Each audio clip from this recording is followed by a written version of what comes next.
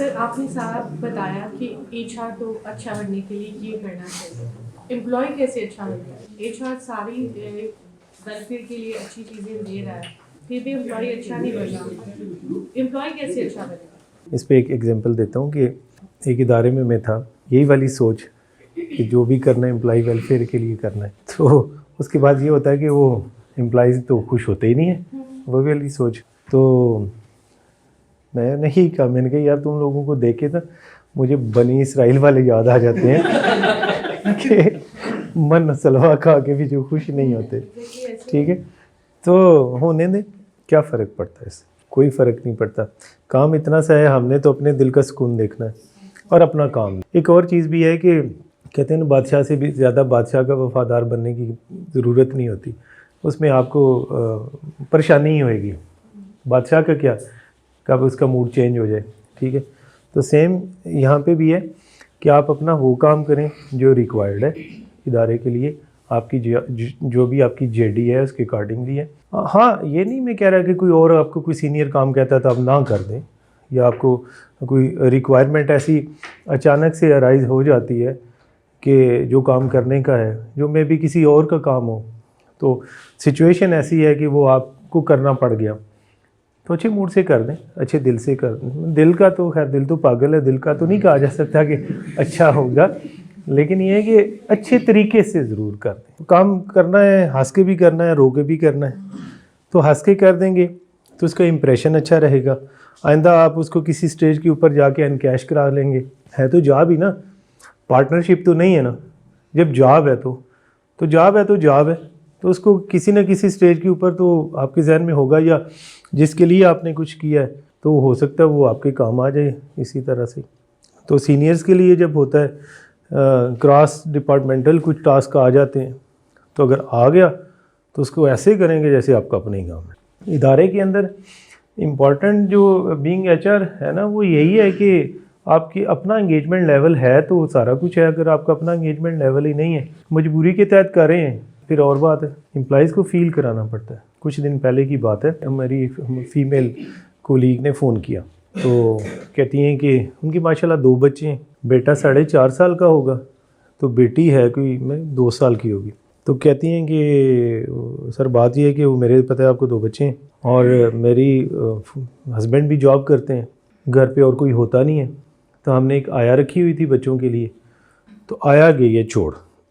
अच्छा, जब उन्होंने मुझे फ़ोन किया, उससे पहले मुझे एक एडमिनिस्ट्रेशन डिपार्टमेंट के किसी दोस्त ने कहा कि जी वो मैडम तो आज दोनों बच्चों को साथ लाई हुई हैं, उन्होंने अंदर टैं लगाई हुई है।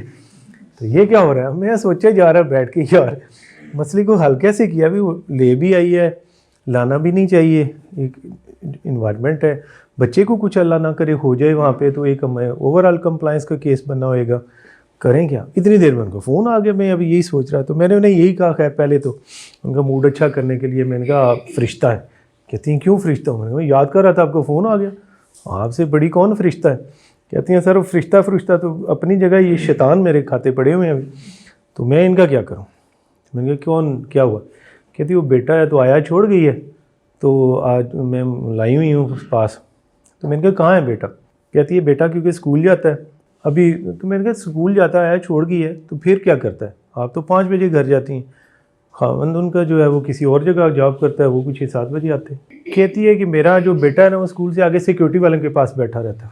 मैंने समझा कि जो कोई कॉलोनी के सिक्योरिटी वाले हैं, ठीक है जी, वो मेरा तो ऐसे दिल नहीं पकड़ा जाता। मैंने कहा क्या बात करती हैं आप? 4.5 साल का बच्चा सिक्योरिटी वाले के पास कैसे बैठा रहता है? कहती नहीं, वहाँ नहीं सिक्योरिटी, फैक्ट्री की सिक्योरिटी, बाहर गेट पे बैठा रहता। मैंने आपने बताया क्यों नहीं? मैंने कहा कहाँ है बच्चे? कहाँ?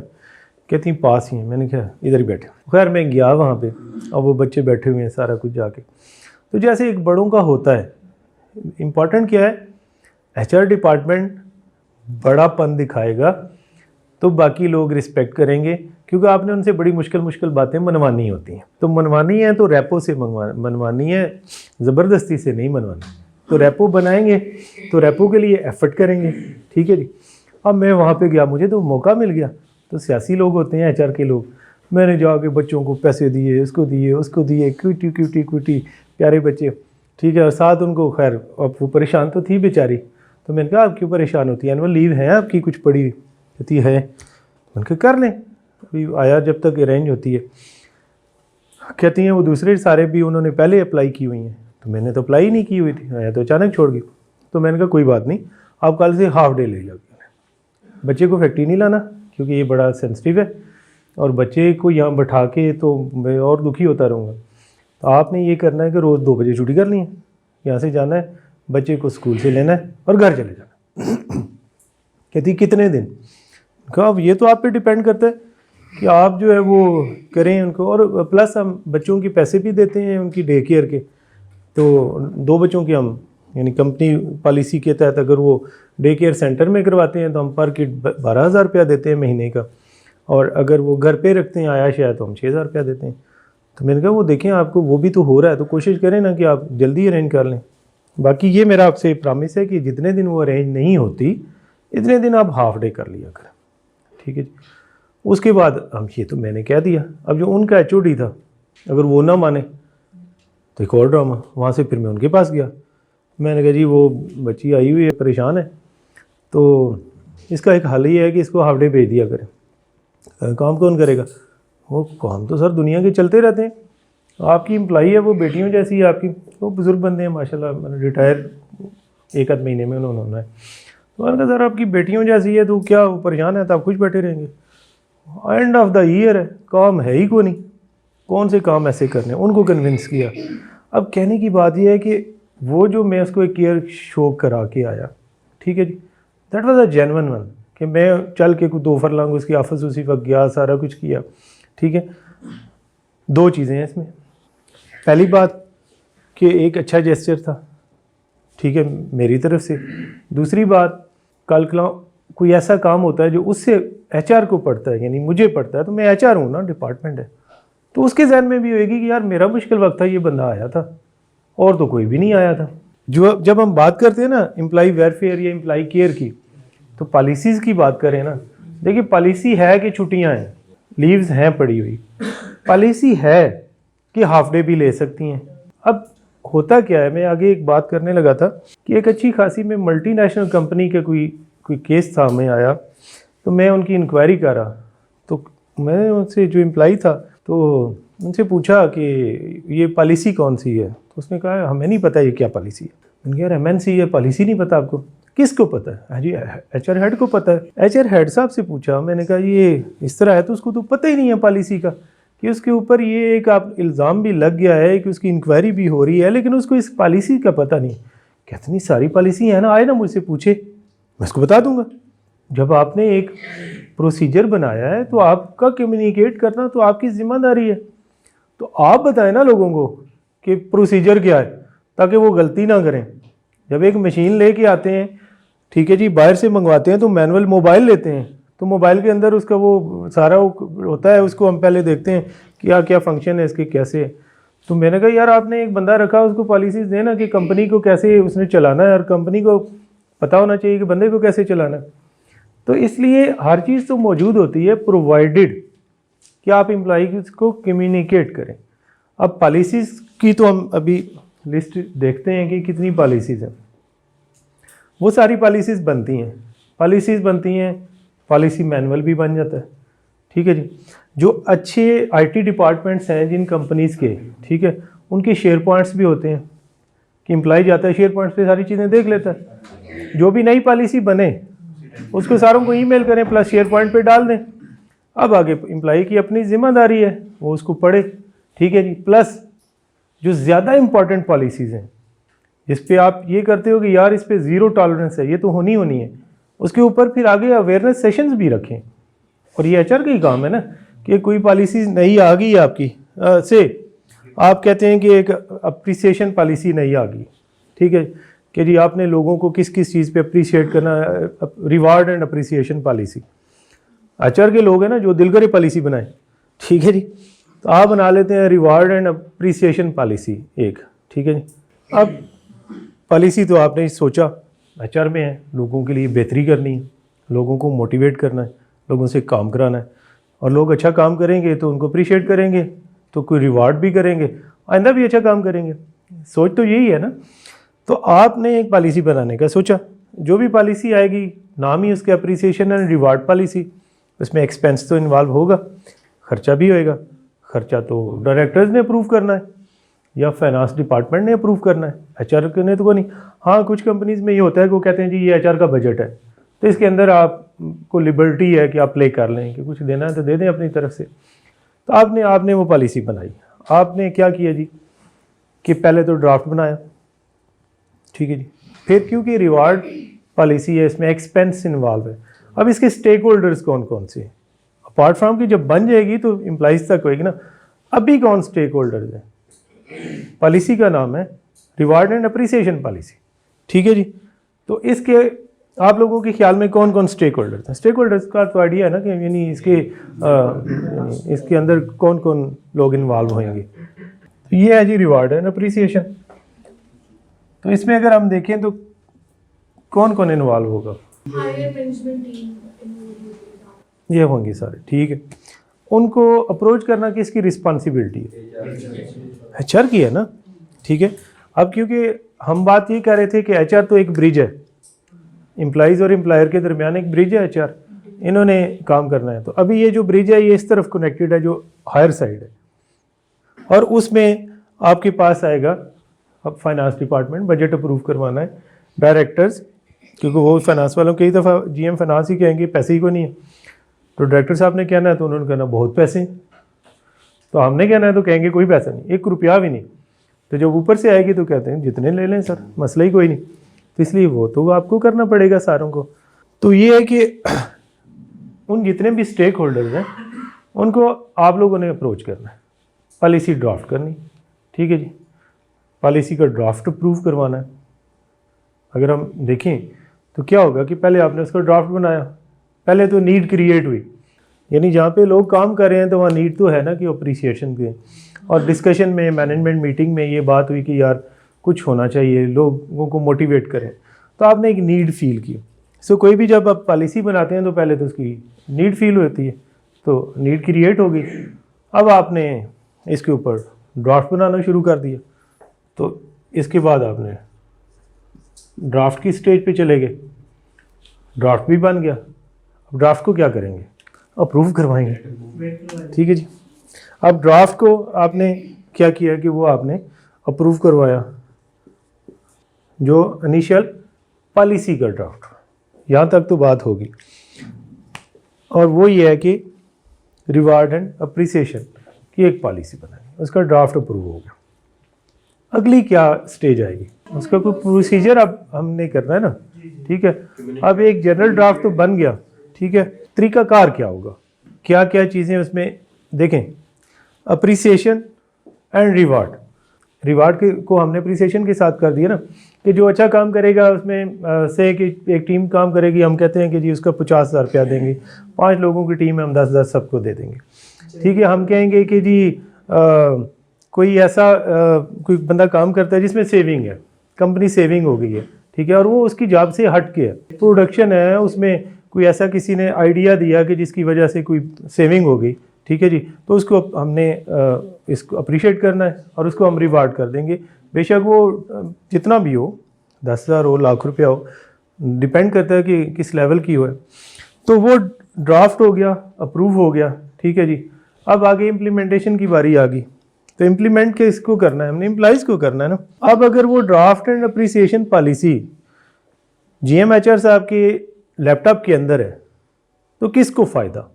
किसी को भी नहीं। अब इम्पॉर्टेंट तो ये है कि आप वो एम्प्लॉइज़ को भी करें और मैनेजर्स को भी करें।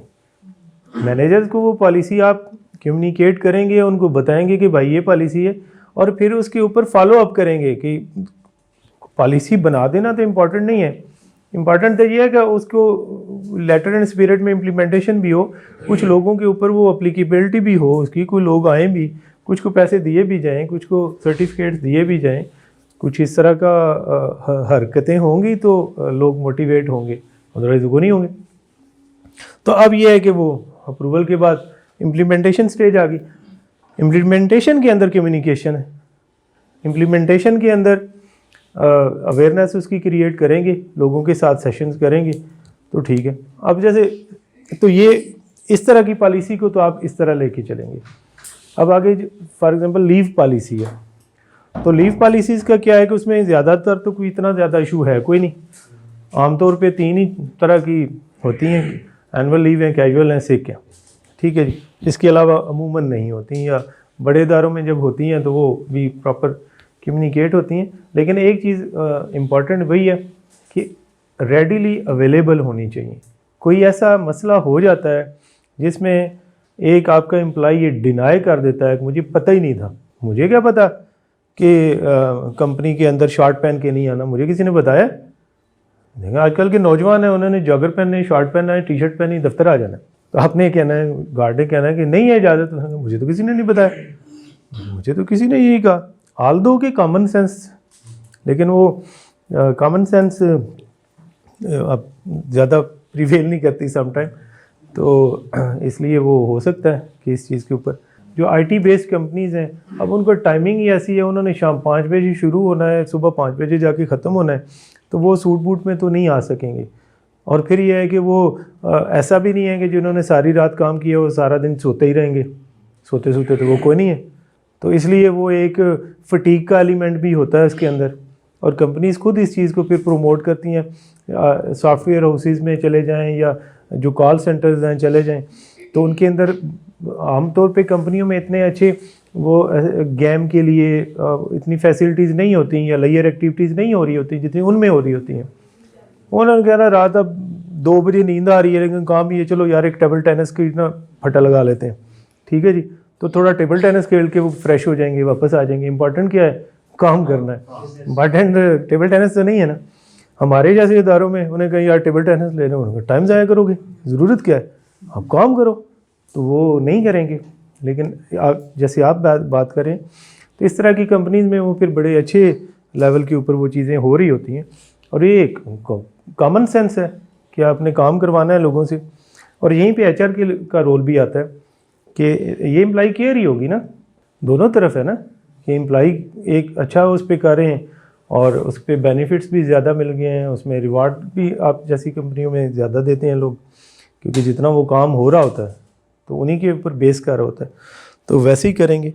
तो इसलिए इस चीज़ के ऊपर इम्पॉर्टेंट है कि जो भी पॉलिसी हो वो कम्युनिकेटेड होगी तो उसकी कोई रिज़ल्ट आएगा। अगर वो कम्युनिकेट नहीं हुई तो कोई रिज़ल्ट नहीं आएगा, रादर वो एडवर्स इफ़ेक्ट्स आएंगे, उसके कोई पॉजिटिव इफ़ेक्ट नहीं आएगा।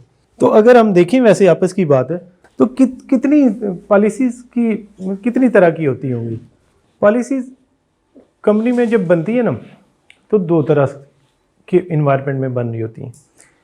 एक होती है प्रोएक्टिव इन नेचर, एक होती है रिएक्टिव इन नेचर। कोई भी जब आप बात करते हैं ना तो पॉलिसीज़ को आप उसमें ले सकते हैं कि प्रोएक्टिव होएंगी या रिएक्टिव होएंगी। प्रोएक्टिव इन नेचर का ये है कि कुछ हुआ नहीं है लेकिन आपने होने भी नहीं देना। रिएक्टिव इन नेचर होएगा कि कुछ हो गया है तो आपके जहन में आया कि यार अगर इसके ऊपर पॉलिसी होती कोई तो ये ना होता, तो वो पॉलिसी बन जाती है। अब उसमें भी अगर देखें हम तो प्रोएक्टिव एंड रिएक्टिव की बात करें तो एक आपके पास प्रोएक्टिव होगी, एक आपके पास रिएक्टिव होगी, ठीक है जी। तो प्रोएक्टिव पॉलिसीज़ के अंदर जो सबसे पहले चीज़ आती इम्पोर्टेंट है ना, वो है लीगल फ्रेमवर्क। आपने देखना ये है कि कोई ऐसी पॉलिसी रह ना जाए, वो आपकी रिस्पॉन्सिबिलिटी है कि जो एम्प्लॉई का लीगल राइट है वो कोई ऐसी पॉलिसी नहीं रहनी चाहिए, तो वो आपने करना ही करना है। बेशक आप नहीं की हुई तो वो आपकी गलती है या लैक ऑफ नॉलेज है। में भी आप एचआर में हैं तो आपको, जैसे अभी किसी दोस्त ने कहा था कि अमूमन एचआर में लोगों का लीगल बैकग्राउंड नहीं होता। तो जब आपने एक ऐसे इन्वायरमेंट में काम करना है जहाँ वर्कर भी हैं, तो worker are govern by labour department, आपको तो पता होना चाहिए। जो बेसिक्स हैं वो तो कोई भी आप बुक उठा लेंगे, कुछ करेंगे तो आपको आ जाएगा।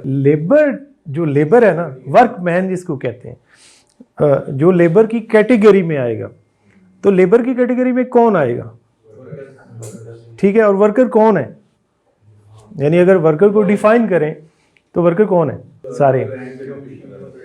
लॉ ये कहता है कि हर वो बंदा वर्कर है जो किसी को रख नहीं सकता, जो किसी को निकाल नहीं सकता, ठीक है, जो किसी के बारे में डिसीजन नहीं कर सकता, तो वो वर्कर की कैटेगरी में आ जाएगा। और हर वो बंदा वर्कर है जो मैनेजर नहीं है, ठीक है, और हर बंदा वो वर्कर है जो सुपरवाइज़र नहीं है, सुपरवाइजरी रोल में नहीं है, तो वो वर्कर है। हालांकि वर्कर के अंदर सुपरवाइज़र तो होते हैं, लेकिन वो उसी कैटेगरी से आ रहे होते हैं। वो अब जैसे सोशल सिक्योरिटी का एक है कि एक दफ़ा वो एनरोल हो जाए उसमें, वो सारी ज़िंदगी उसमें एनरोल ही रहेगा। अभी अपर सीलिंग क्या है सोशल सिक्योरिटी की? 25,000, तो वो उसके अकॉर्डिंगली देता ही रहेगा, इदारा देता रहेगा। वो वर्कर ने तो नहीं देनी सोशल सिक्योरिटी, तो 100% इदारे ने देनी है। और EOBI क्योंकि वो 1% उधर से 5% उधर से करके ले रहे होते हैं, तो वो तो चलता रहेगा। तो इसलिए जो आपने बात की ना, वो ऐसे ही होता है कि जो वर्कर्स हैं वो लेबर लॉज के अकॉर्डिंगली, अब इदारों में क्या होता है, वर्कर के लिए कुछ इदारे अच्छे भी हैं, जैसे तो वो ज़्यादा बेनिफिट दे देते हैं वर्कर को। ज़्यादा की तो कोई उसके ऊपर लिमिट नहीं है ना, मिनिमम की है। वो बेशक वेज हो, वो बेशक लीव्स हो, या नंबर ऑफ़ आवर्स हो, ठीक है जी।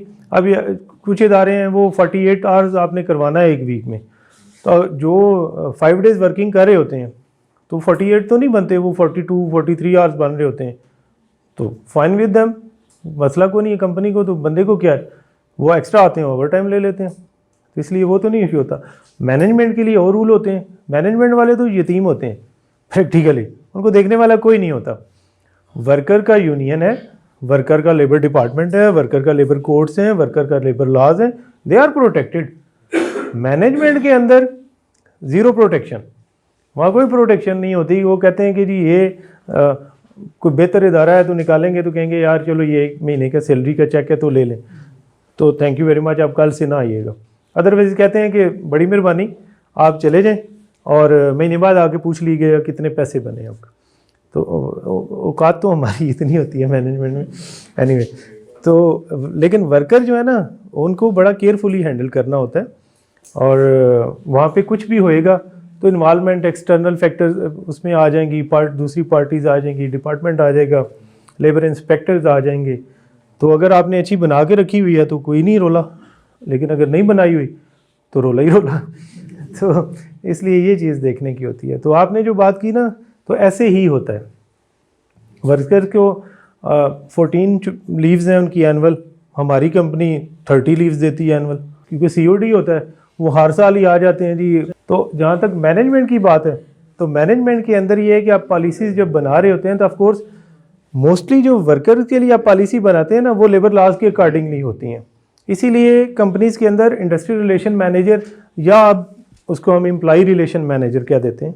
तो इसलिए पॉलिसीज़ को अगर हम देखें तो एक आपको प्रोएक्टिवली करनी होती हैं इन नेचर, और एक रिएक्शनरी इन नेचर है कि जो कुछ होना होता है उसके ऊपर जाके आपने बनानी होती हैं।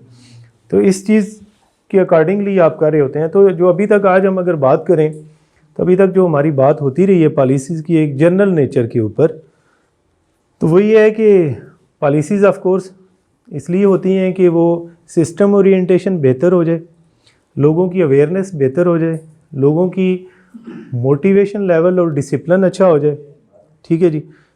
पॉलिसीज़ जो हैं वो अच्छे तरीके से ड्राफ्टेड होनी चाहिए, ड्यूली अप्रूव्ड होनी चाहिए जहाँ जहाँ से होना चाहिए, और वेल कम्युनिकेटेड होनी चाहिए, और देन लेटर एंड स्पिरिट में उनकी इम्प्लीमेंटेशन होनी चाहिए। तो तब आपको उस पे जाके आगे चीज़ों को लेके चलेंगे। बाहर लिखा होता है, ऐसे स्टिकर लगा होता है, यहाँ 18 साल से कम उम्र के लोगों को नौकरी नहीं दी जाती या मुलाजमत नहीं दी जाती, ये लिखा होता है। क्योंकि लेबर लॉ ये कहता है कि किसी जगह भी वो चाइल्ड लेबर में आ जाएगा, ठीक है जी, वो आपको प्रूव करवाना पड़ता है। और चाइल्ड लेबर के लिए जो है वो स्पेसिफिक है खाली कि ये वो काम कर सकते हैं, प्रोवाइडेड कि कंपनी उनको एजुकेशन दे रही हो, ठीक है जी, और सार वो पूरा उसका क्राइटेरिया है, तो वो आप फॉलो कर रहे हैं और आपने लेबर डिपार्टमेंट से अप्रूवल ली हुई है, तो उन खाली कैटेगरीज के अंदर बच्चों को, और वो भी एक सर्टन स्टेज के ऊपर कर सकते हैं। तो वो तो ये लिखा हुआ है। जहाँ पर इस तरह का है तो वो ये है कि क्योंकि जैसे हमारी कंपनी है तो हमने ये किया है कि हमने उनको ऑलरेडी डे केयर, हमारे पास डे केयर नहीं है, तो हमने उनको पेमेंट दे दी। हमने कहा जी कि ये सर्टन एक बच्चे का 12,000 है, अगर आप डे केयर सेंटर में करते हैं, घर में रखते हैं तो चाहिए, तो वो उसका क्या है, प्राइमा फेशिया आई, उसके ऊपर ये किया गया कि ये इदारे में लेके नहीं आएंगे, तो इसीलिए पैसे दे रहे हैं ना। उसमें कहीं सेफ्टी का कंसर्न भी आ जाता है कि मतलब आप अगर फैक्ट्री है ना, फैक्ट्री में छोटे बच्चे तो नहीं लाए जा सकते, फ्लोर पे नहीं लेके जा सकते। ऑल्दो वो उसमें थी, ऑफिस में थी, तो आपने यहाँ ये कहा ना कि वहाँ क्या करेंगे, वहाँ वही करेंगे जो मैंने किया। एचआर की जो वो आपका एचआर वाला बटन है उसको दबाना है, ठीक है, और एक अच्छा एचआर मैनेजर जिनकी तरह बाहर निकलेगा, ठीक है, और जाके लड़ना नहीं है। वहाँ पे एडमिनिस्ट्रेशन वाला जो माइंड सेट है उसको बंद करना है थोड़ी देर, और वो कहना है कि नहीं एडमिनिस्ट्रेशन नहीं है, यहाँ इंसानियत है, और वो क्योंकि कोलीग है। अब बड़ी अच्छे देखिए, आप अपनी कंपनीज के अंदर आप एक पॉलिसी बनाएं, fairness and respect at work place, ठीक है, कि कोई किसी को बुली नहीं करेगा, कोई किसी को हरास नहीं करेगा, कोई कुछ नहीं होगा। ये हरासमेंट के अलावा हो, एंटी हरासमेंट पॉलिसी वो एक अलग चीज़ है, ये उसके अलावा fairness and respect at work place, ठीक है, कि सारे कोई बॉस किसी को ऐसे ना करे, डांटे ना या कुछ ना करे। तो अब जैसे वो मेरी कोलीग थी, तो वहाँ पे मुझे 2-3 चीज़ें फ़ौरन जहन में आई। पहली बात, एचआर डिपार्टमेंट की रेपुटेशन, क्रेडिबिलिटी, ठीक है। दूसरी बात, वो हमारी परमानेंट एम्प्लॉई है, उन्होंने कल भी आना है। तीसरी बात, उन्होंने प्रोमोट भी होना है, सीनियर लेवल पे भी जाना है, ठीक है जी। और ये सारे चीज़ें आई, अदरवाइज़ क्या तो मैं खाली जाके भी कर सकता था। तो ये इसको अगर स्पेसिफिक केस को देखें तो इसमें काफ़ी चीज़ें आ जाती हैं। इसमें साइकोलॉजिकली उनको ये डील किया गया, बच्चे बहुत माएँ एंड इवन पेरेंट्स कह लें, माएँ ना कहें वो, क्योंकि माँ है तो मैं माएँ कह रहा हूँ, पेरेंट्स बच्चों के बारे में बहुत सेंसिटिव होते हैं। आपको कोई मुश्किल तरीन एम्प्लॉई है ना, आपने इसको टैकल करना है, उसके बच्चों को गिफ्ट दें, वो कुछ अरसे में मोम हो जाएगा। मैंने खुद किया है ऐसे कि वो चांस से कभी हो गया, ठीक है, तो मैं अपनी गाड़ी के गांव में भी जाता हूँ ना, तो जो जान के ना गिव अवेज रखे होते हैं मैंने, किसी बच्चे को ऐसे ही वो कार्टून वाला की रिंग दे दिया ना, उसने की रिंग क्या करना है, किसी को पेंसिल पकड़ा दी, किसी को चॉकलेट पकड़ा, और मैं ढूंढ रहा होता हूँ। मैं हमारे गाँव में ना वो हमारे मुखालिफ हैं थोड़े से, वो नहीं है फील करते हमें, तो मैं ये किया कि मैं इधर से छोटी छोटी जो चीज़ें मैं स्पेशली उनके बच्चों को ज़रूर देता हूँ, क्योंकि यार अगली जनरेशन तो बेहतर हो ना, हमारा तो वक्त गुजर गया। तो ये आप इदारे के अंदर हैं या बाहर हैं, अगर आप एचआर मैनेजर हैं तो आपकी टाइमिंग कोई नहीं है, यू आर 24/7, क्योंकि एचआर मैनेजर अच्छा बनेंगे तब या वो अच्छा इंसान होगा। अगर अच्छा इंसान नहीं है तो वो फिर प्योर एडमिनिस्ट्रेशन में चला जाए, उसका एचआर में काम क्या है, वो कोई पॉलिसी आपका दिल ही नहीं कर रहा है एक चीज़ किसी को देने को, तो उस पर पॉलिसी बनाए या ना बनाए, आपने अंडर कंपल्शन बना भी लेनी है, आपने इम्प्लीमेंट ही नहीं करनी, उस मैनेजर की तरह अपने लैपटॉप में रख के बैठे रहेंगे कि किसी तक पहुँचे ही ना। तो इसलिए इम्पॉर्टेंट ये है कि इस नेचर को अपने अंदर लेके आएँ, और ये जहन में रखें, जैसे कह रहे थे ना कि लोग तो बड़े होते हैं, अप्रिशिएट नहीं करते चीज़ों को, एम्प्लॉइज़ जो हैं, तो थैंकलेस सी जॉब वर्ड था, ये थैंकलेस जॉब ही है, लेकिन कब तक थैंकलेस है, जब तक हम एक्सपेक्ट करते रहेंगे ये थैंकफुल होएंगे, तो तब तक हमें क्या ज़रूरत है एक्सपेक्ट करने की, हम तो अपना काम करें। पॉलिसीज को जो हम वेबसाइट से कॉपी कर लेते हैं, कॉपी इन सेंस हेल्प ली कुछ, मैंने कोई अपने दोस्त को फोन किया या तुम्हारी पॉलिसी क्या है एक्सरसाइज करके, ये राइट है, इसमें रॉन्ग तो नहीं है कुछ चीज़। नॉलेज तो शेयर ही करने से बढ़ती है। नॉलेज इसलिए देखें, नॉलेज के ऊपर बीइंग इन एचआर, आप सारे एचआर में हैं, तो आपकी स्ट्रेंथ क्या है, आपकी नॉलेज। आज आप एक इदारे से उठते हैं दूसरे इदारे में चले जाते हैं, सैलरी वो जो आपने खर्च कर ली, कहाँ बचते हैं, लेके तो गए नॉलेज ही ना आप साथ जी। एक चीज़ इंपॉर्टेंट है, वो ये कि नकल के लिए अकल की ज़रूरत तो है ना, तो ये कॉपी राइट्स तो नहीं है इसके ऊपर, लेकिन ये है कि आपने इसको टेलर तो करना है ना अकॉर्डिंगली। अगर उसके अंदर कोई ऐसा, वही जो मैं बात कर रहा हूँ कि आपने कहीं से लिया जो बुरी बात नहीं है, ठीक है, आप जो जिस्ट है इसके अंदर वो उसी इदारे की डालेंगे, वर्ड आप उधर से ले लेंगे बेशक, लेकिन वो वर्ड भी स्पेसिफिक उसके अकॉर्डिंग नहीं होने चाहिए। अगर वो नहीं है तो वो ये बात भी आएगी कि अच्छा कॉपी पेस्ट किया हुआ है, ठीक है, बहाने चाहिए होते हैं कई दफ़ा किसी को अंडरमाइन करने के लिए। आप सही कहते हैं कि डिफरेंट टूल्स हैं, लेकिन उन टूल्स की ज़रूरत तो कब पड़नी है कि अगर हमने एक एक वर्ड के ऊपर, और फिर जो इंटरप्रिटेशन ऑफ पॉलिसीज़ है ना, वो भी आप ही की ज़िम्मेदारी है। अभी पीछे हमारे इदारे में हमने लीव पॉलिसी रिवाइज जब की, तो उसमें ये था कि leaves can be carried forward only 1 forwarding year, मतलब इस तरह का करके लिख दिया। तो वो मेरे पास 2-3 आ गई हमारी कोलीग्स कि सर आपने तो तबाही फेर दी, क्या हुआ? उन्होंने कहा जी वो आपने लीव्स ही ख़त्म कर दी 31 दिसंबर। मैंने कहा लिखा हुआ है ना कि फॉर 1 फॉलोइंग ईयर। तो नहीं, तो इसका क्या मतलब हुआ? इसका मतलब है कि 1 साल।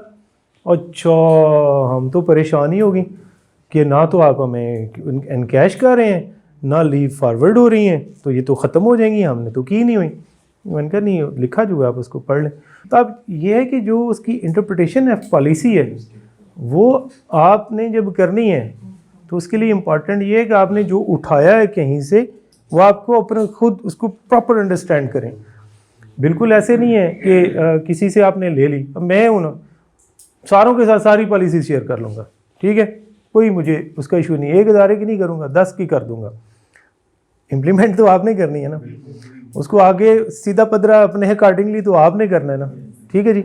अगर उसमें आप गलती कर गए तो सारों को पता चल जाएगा कि कहाँ से आई है, तो वो तो एक बड़ा नेगेटिव जाएगा और वो एक क्रेडिबिलिटी के ऊपर क्वेश्चन मार्क आ गया तो इंटेग्रिटी का इशू बन गया ना। अब कई इदारों के अंदर तो इंटेग्रिटी के ऊपर टर्मिनेशन है कि आपने इस तरह का कुछ भी किया कि आपने कॉपी पेस्ट किया।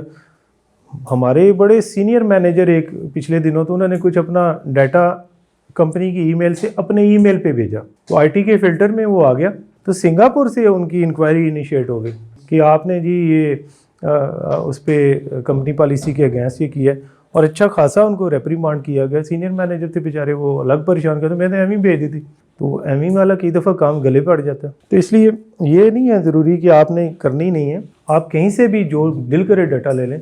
मार्केट में जाते हैं तो आपको बेशुमार अच्छी किताबें मिल जाती हैं इसके ऊपर, लेटर ड्राफ्टिंग के ऊपर, पॉलिसी ड्राफ्टिंग के ऊपर, कंपनी डॉक्यूमेंट्स के ऊपर, तो अच्छी खासी किताबें, तो वो ज़रूर लें उनके ऊपर को, और उससे आपकी नॉलेज बढ़ती है।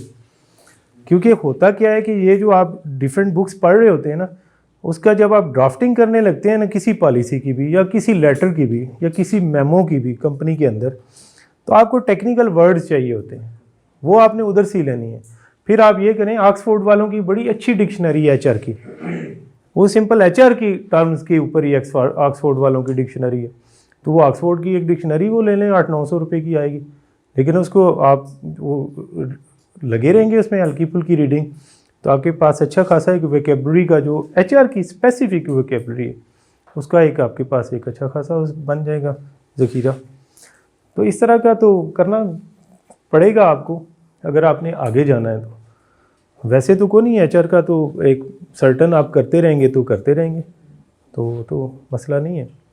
नहीं, प्लेजरिज्म तो इस पे नहीं अप्लाई होता, प्लेजरिज्म तो इस पे नहीं अप्लाई होता, लेकिन ये जो पॉलिसी मैनुअल या सिंगल पॉलिसी भी कह रहे हैं तो ये लिविंग डॉक्यूमेंट होता है, ये डेड तो नहीं है। ये तो आपने कंटिन्यूसली साल बाद 6 महीने बाद तो आपने इसकी रिवीजन करनी है, ठीक है जी। अब उसमें ये होगा कि जो भी आपने 6 महीने साल बाद हालात भी चेंज होते रहते हैं। अभी जैसे ऑफिस टाइमिंग का था या वर्क फ्रॉम होम का, तो एक देखिए ना, आज से 2 साल पहले वर्क फ्रॉम होम का कॉन्सेप्ट ही कोई नहीं था सिवाय आईटी कंपनीज़ के, कहीं भी नहीं होता था वर्क फ्रॉम होम। तो अभी वर्क फ्रॉम होम का नई पॉलिसीज़ बनी है, उसके अकॉर्डिंगली सारा कुछ, अभी हालात बेहतर हुए हैं तो उसमें फिर रिवीजन आ गई, फिर टाइमिंग आ गई। तो ये कोई भी लीव्स का है तो लीव्स का भी इसी तरह है कि आपको वो साथ साथ उसको देखना पड़ेगा, और बेनिफिट्स का है, सैलरीज़ का है, तो उसमें बेहतर ये होता है कि आप पॉलिसी, हर कंपनी की एक जैसी पॉलिसी नहीं होती। आप सारे लोग अगर 10 कंपनीज़ में हैं तो 10 में एचआर पॉलिसीज़ हैं जो हम कहते हैं कि प्रोएक्टिव इन नेचर हैं, वो सारी ही होंगी क्योंकि वो लीगली बाइंडिंग है। जो आपको नाइस टू हैव हैं वो नहीं होंगी इतनी। तो होगा ये कि आपने जब कोई भी पॉलिसीज़ बनानी है, मैनुअल बनाना है, तो उसका एक सिनेप्सिस का साथ साथ आप बनाते जाएं, और जब भी कोई बंदा आता है, कम्युनिकेशन का सबसे आसान हल क्या है, आप उनको दे दें। मैनुअल तो प्रिंट होएगा, बनेगा, डिटेल्ड है, सारा कुछ है, तो वो तो चलें अपनी जगह है, लेकिन जो एज अ राइट सबको पता होना चाहिए। तो जो बेसिक पॉलिसीज़ हैं, लीव पॉलिसी है, इंसेंटिव पॉलिसी है, अब जैसे प्रोविडेंट फंड है, तो प्रोविडेंट फंड लीगली या ग्रेजुटी देते हैं या प्राइवेट फंड देते हैं, कई इदारे दोनों दे देते हैं, कहीं कुछ भी नहीं देते, कहीं कुछ भी नहीं देते। तो जो भी आप दे रहे हैं ये देखें कि आम लोगों को नहीं पता होता। हालांकि प्रोविडेंट फंड एक लॉ के अंडर उसको आप रेगुलेट कर रहे हैं ना, लेकिन लोगों को प्रोविडेंट फंड बिल्कुल सादा सी चीज़ है, इवन उसका भी नहीं पता होता। वो आपसे 6 दफ़ा पूछेंगे प्रोविडेंट फंड कैलकुलेट कैसे होता है, बनेगा कैसे, ठीक है जी, वो उनको नहीं होगा। ग्रेजुटी है, सादा सा फार्मूला है। हाँ, उसमें कंपनीज मुख्तलिफ उसमें ले आती हैं कि जी इतने अरसे बाद ये मैच्योर होगी या इतने अरसे बाद मैच्योर होगी, तो हर नेट ग्रास का इशू होता है या कुछ भी इस तरह का। कि अब जैसे कुछ कंपनी है, जैसे हमारी कंपनी है, वो प्रोविडेंट फंड भी देती है, ग्रेजुटी भी देती है, ठीक है जी। तो वो कहते हैं जी प्रोविडेंट फंड तो आपका शुरू से ही होगा, ग्रेजुटी जो है वो 5 साल बाद शुरू होगी, और अगर आपने 10 ईयर्स जॉब की तो वो मैच्योर होगी, मींस कि 10 ईयर पे 100% हो जाएगी, उसके बाद वो पूरी चलेगी। पहले का वो एक फार्मूला सा दे देते हैं। अब क्या है कि एक बंदे ने ज्वाइन किया, ठीक है जी, 1 जनवरी को आपके पास एक एम्प्लॉई आ गया ज्वाइनिंग के लिए। आपकी मेडिकल पॉलिसी कहती है कि जी इसकी सर्टन अमाउंट इसकी जो है पर एनम ओपीडी का ऐसे, और सर्टन अमाउंट इसका हॉस्पिटलाइजेशन क्या है, अमूमन हम कंपनी से करवा लेते हैं जो उसकी इंश्योरेंस वगैरह है, तो वो आ गई हॉस्पिटलाइजेशन की। और 3 मंथ या 6 मंथ उसका प्रोबेशन पीरियड है। क्या उसमें उसने बीमार कोई नहीं होना? क्या अच्छा जी, छुट्टियां जो हैं अक्रू होएंगी आफ्टर 1 ईयर, जो एनुअल लीव है वो 1 साल क्या करेगा? देखिए बात इतनी सी होती है कि जब आप पॉलिसी बनाएं तो पॉलिसी में ये ह्यूमन फैक्टर ज़रूर जहन में रखें कि इंसान के लिए बना रहे हैं, और जिस दिन वो आना है उस दिन भी वो इंसान ही है। उसने अगला 1 साल उसी अपने फ्रेमवर्क में रहना है। वो 1 साल वो कोई खलाई मखलूक तो नहीं होगा, इंसान ही होगा ना।